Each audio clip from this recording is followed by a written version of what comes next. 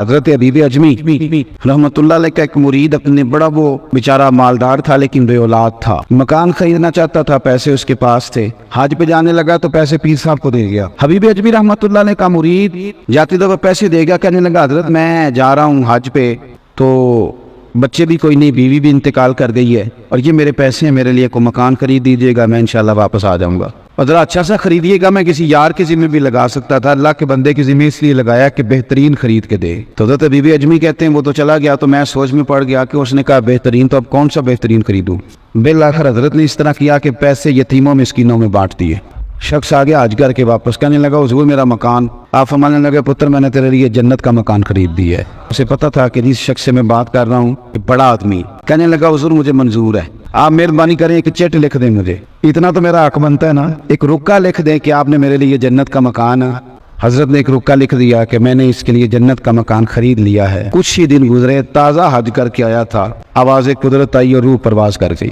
وہ جب اس کے جنازے کے لیے لوگ گئے تو اس نے وصیت لکھی ہوئی تھی کہ میرے لیے میرے شیخ نے جنت خریدی ہے، تو یہ رکا میرے کفن میں رکھنا۔ میں رب کریم کی بارگاہ میں عرض کروں گا کہ اللہ تیرے ایک نیک بندے نے یہ کہا تھا کہ میں نے تیرے لیے جنت خریدی ہے، اب وہ رکا رکھ دیا کفن میں، بندہ انتقال کر گیا، وہ بھی مطمئن تھا، پیر بھی مطمئن تھے، پر کچھ دائیں بائیں بھی تو ہوتے ہیں نا، ان کا بھی تو کچھ کرنا پڑتا ہے نا، یہ بھی تو بڑی مصیبت ہے نا۔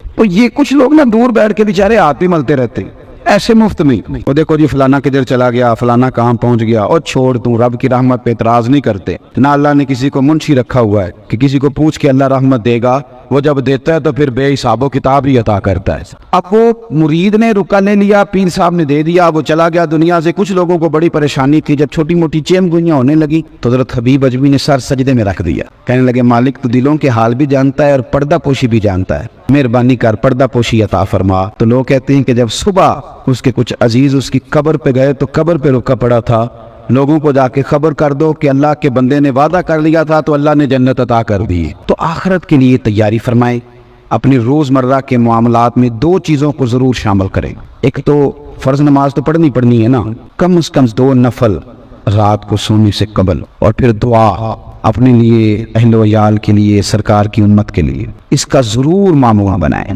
ضرور۔ لیکن نا یار اماں بھی روز کہتی ہے رات کو کہ تو گھر آنا ہے تو میرا تو حال بھی نہیں پوچھتا، تو ماں باپ کا بھی اگر آپ توجہ نہ کریں تو یہ حال ہے، تو رب کریم کی طرف آپ خیال ہی نہ فرمائیں۔